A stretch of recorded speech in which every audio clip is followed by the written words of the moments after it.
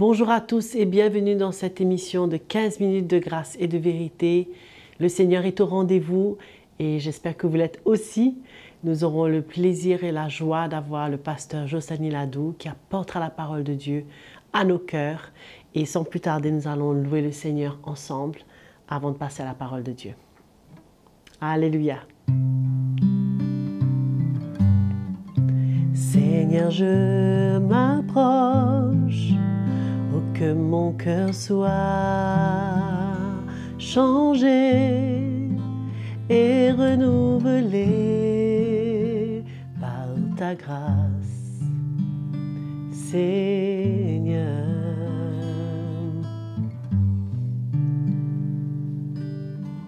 Seigneur, j'ai compris toutes les faiblesses de ma vie seront enlevés par la force de ton amour. Garde-moi tout près de toi, Seigneur.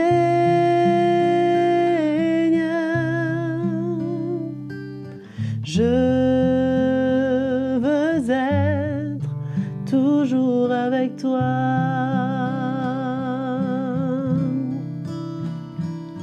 Et comme l'aigle, je prendrai mon envol. Ton esprit me conduit chaque jour de ma vie par la force de ton amour. Alléluia, quel merveilleux chant que vous pouvez reprendre. C'est tellement encourageant de pouvoir louer le Seigneur, de savoir que le Seigneur est à côté de nous. Allons écouter l'Évangile. Bonjour, bonjour, tous mes frères et sœurs bien-aimés et tous les internautes qui connectent et qui partagent régulièrement ces moments autour de la parole de Dieu. Je vous souhaite tous la bienvenue pour cette nouvelle session de 15 minutes de grâce et de vérité. Nous remercions de tout cœur Joël qui est toujours avec nous pour nous encourager quelques minutes avant de partager la parole de Dieu dans un moment de louange et d'adoration. Et c'est toujours agréable de ressentir la présence de Dieu. Ce matin, je vais vous parler de notre vie chrétienne. Bien sûr, par rapport à notre vie de tous les jours, c'est toujours quelques paroles d'exhortation pour nous encourager dans la foi, dans notre marche, dans le plan de Dieu, dans la lumière de l'Évangile, mais surtout dans la simplicité de ce que Dieu a pour nous. C'est ça que nous voulons, découvrir le cœur de Dieu dans la simplicité de sa parole. Je vais vous parler de notre vie. Est-ce qu'un chrétien est appelé à vivre pour lui-même? En plus que nous sommes appelés à être des disciples, et les disciples sont des témoins du Seigneur. Donc c'est clair qu'on n'est pas appelé à vivre pour nous-mêmes. Mais quand nous réalisons aujourd'hui là où le monde va, là où ses tendances, ses influences, comment on peut être facilement piégé?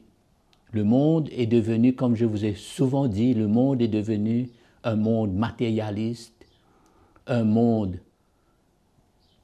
qui court vers l'argent. L'argent est devenu le Dieu de ce monde, toutes sortes de richesses, de plaisirs de ce monde. Et la parole de Dieu nous a avertis plusieurs fois pour nous dire de prendre garde, pour ne pas être piégés, et comment l'amour de l'argent est une racine et qu'on ne peut pas se permettre de nous laisser emporter. Le monde est devenu un monde matérialiste, mais aussi un monde égoïste. Quand on dit égoïste, c'est dur de cœur, injuste. L'apôtre Jacques nous dit dans son épître, le chapitre 5, passage que nous connaissons, on va voir cet état, mais on va plutôt regarder qu'est-ce que pour nous, l'Évangile peut et doit pouvoir produire en nous. Jacques met en garde, il dit dans le chapitre 5, à partir du verset 1er, il dit « À vous maintenant les riches ». Jacques s'adresse à l'Église, au peuple de Dieu, il dit « À vous maintenant les riches, pleurez à grands cris à cause des malheurs qui viendront sur vous. Votre richesse est pourrie, vos vêtements sont mités. Votre argent et votre or sont rouillés, et leur rouille s'élèvera en témoignage contre vous et dévorera votre chair comme un feu. Vous avez amassé des trésors dans ces jours qui sont les derniers. » Donc c'est clair que Jacques s'adresse à cette catégorie de frères et sœurs peut-être qui a été piégée, au lieu de prendre conscience dans ce dernier jour qu'on a un autre trésor, nous c'est l'Évangile, c'est le royaume de Dieu. Eux, ils se sont laissés emporter par l'esprit du monde, piégés par la séduction des richesses, et tout cela a étouffé leur cœur, ils se sont retrouvés dans cet état.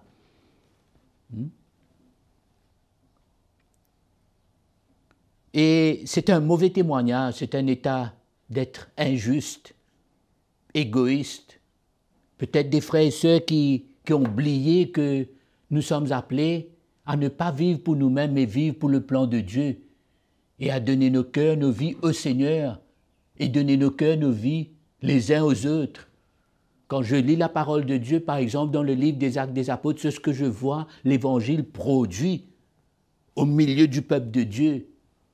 Pas par un enseignement de l'homme, pas par des techniques, des principes ou des exigences de l'homme pour imposer une loi sur quelqu'un, mais un travail que l'Évangile a emmené, parce que quand les apôtres parlaient de cette révélation de Jésus-Christ, quand l'Église était assise au pied des apôtres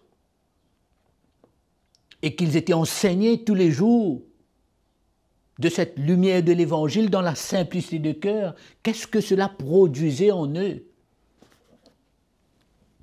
Le livre des Actes des Apôtres nous dit, je vais juste lire un verset pour vous rappeler. On ne va pas s'attarder sur l'état que Jacques nous a mentionné, mais c'est une mise en garde, c'est un avertissement du Seigneur. Dans le chapitre 4, le livre des Actes des Apôtres, nous connaissons tous ce passage, le verset 32, la Bible nous dit « La multitude de ceux qui avaient cru, c'est-à-dire nombreux sont tous ces frères et sœurs qui ont cru au Seigneur, qui ont écouté, accepté le message de la croix de Jésus-Christ, la révélation de l'Évangile emmenée par les apôtres. Ils étaient saisis dans leur cœur, comme nous le savons très bien, profondément touchés, pour dire, frères, que devons-nous faire? Ils ont vu dans l'esprit, ils ont compris qu'ils ne peuvent plus continuer à vivre pour eux-mêmes, au contraire, mourir à eux-mêmes, mourir à ce monde. La multitude de ceux qui avaient cru n'était qu'un cœur et qu'une âme. Œuvre profonde de l'Évangile les emmenait à s'unir, à vivre pour un même but. Nul ne disait que ses biens lui appartenaient en propre, mais tout était en commun entre eux. Ce n'était pas quelque chose fabriqué par l'homme, ça ne pourrait pas être quelque chose fabriqué par l'homme ou imposé par un message, non. C'était une révélation de l'Évangile profonde pour amener les chrétiens à comprendre qu'un chrétien ne peut pas être égoïste, ne peut pas vivre pour lui-même, ne peut pas vivre pour plaire à sa chair, ne peut pas se laisser prendre par la séduction des richesses dans ce monde. Ça, c'est l'état du monde, mais nous, non. Je ne manquerai pas l'occasion pour vous rappeler le témoignage extraordinaire que Paul donne concernant l'Église de la Macédoine. Paul dit comment lui-même il était dépassé dans leur pauvreté profonde. Quand on parle d'un état d'une famille ou de quelqu'un ou d'une église où ils sont eux-mêmes, les frères et sœurs, dans une pauvreté profonde, on a tendance à croire qu'eux-mêmes, ils ont besoin de soutien, d'aide. Mais comment leurs cœurs ont parlé? Vous savez pourquoi? C'est le fruit, le produit, le résultat de cet évangile, de ce message de l'évangile au milieu d'eux. Ils ressentaient qu'ils avaient une vision, ils ressentaient que malgré que eux, ils étaient pauvres, peut-être il y avait des riches aussi, mais eux, ils avaient compris qu'ils formaient partie d'une église, d'une vision. Ils appartenaient à un message ensemble, leur cœur était soudé dans leur manquement, leur pauvreté. C'est comme ça que même Paul était dépassé de voir l'expression de leur cœur dans cette offrande. Vous connaissez ce passage?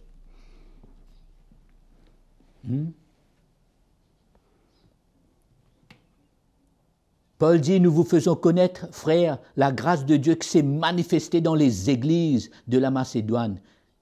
Quoique très éprouvés par des tribulations, leur joie débordante et leur pauvreté profonde ont produit, avec abondance, de riche libéralité, selon leurs possibilités, je l'atteste, et même au-delà de leurs possibilités. Ils ont fait ce kilomètre en plus dans l'esprit.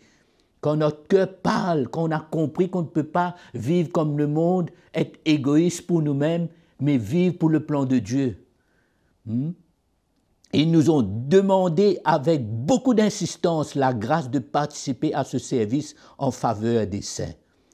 C'est plus que nous n'avions espéré. Ils se sont d'abord, voilà qu'est-ce que l'Évangile a produit. Ils se sont d'abord donnés eux-mêmes au Seigneur et à nous par la volonté de Dieu. Alléluia, merveilleux, merveilleux témoignage que l'apôtre Paul lui-même était dépassé. Dépassé. C'est pourquoi mon encouragement pour vous et moi, encore une fois, de considérer quel temps on est, considérer quand il y a la présence d'un message au milieu de nous, au temps des actes des apôtres, ils avaient compris, il y avait un appel. L'argent, l'or n'avait plus cette valeur pour eux. Ce qui avait de la valeur, ce qu'ils considéraient comme un trésor, c'est le message de l'Évangile qu'ils recevaient par l'investissement apostolique.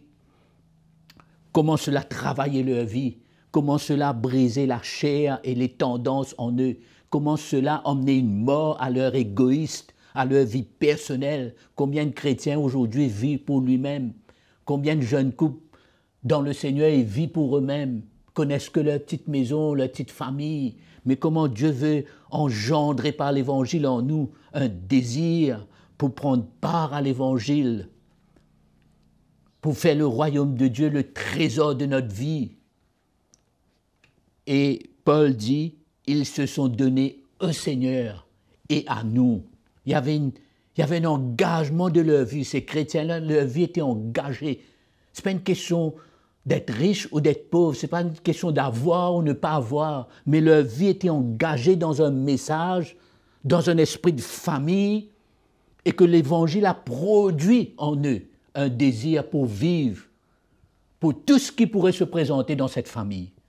Les beaux moments, les moments les moins bons, les moments difficiles, c'est comme ça que Paul lui-même a dit un jour, j'ai appris à être dans l'abondance, j'ai appris à être dans la disette. On avance ensemble quand il y a une vision, quand il y a la présence d'un message qui nous emmène à mourir au monde et son système, mais à vivre pour le plan de Dieu. Paul dit, ils se sont donnés au Seigneur et à nous par la volonté de Dieu. C'était ça le plan de Dieu. Amen. Mon encouragement pour vous et moi, c'est d'ouvrir nos cœurs. Cherchez à connaître la vérité de la parole de Dieu. Cherchez à goûter un vrai message de l'Évangile qui emmène nos vies, nos cœurs à honorer le Seigneur, à vivre libre du monde et son système, et qu'on ne vit pas pour nous-mêmes, être égoïste, mais au contraire un cœur large, généreux, et prendre part à la construction de l'Église dans l'esprit, prendre part à la vision du Seigneur qui anime nos cœurs. Que le Seigneur vous bénisse. Soyez encouragés, demeurez fermes, Restez à l'écoute de sa parole, que le Saint-Esprit vous encourage et passez une très bonne journée. Et je vous dis à très bientôt. Merci beaucoup. Nous avons tous été encouragés par la parole de Dieu à travers le pasteur Jocelyn Niladou et je vous encourage à pouvoir partager ces messages autour de vous et à vous abonner à notre chaîne YouTube CTMI. N'oubliez pas, bien sûr, écrivez-nous, envoyez-nous vos messages, vos commentaires, vos témoignages en nous écrivant sur l'adresse qui est affichée à l'écran. Que le Seigneur vous bénisse et qu'il prenne soin de vous. À la prochaine session.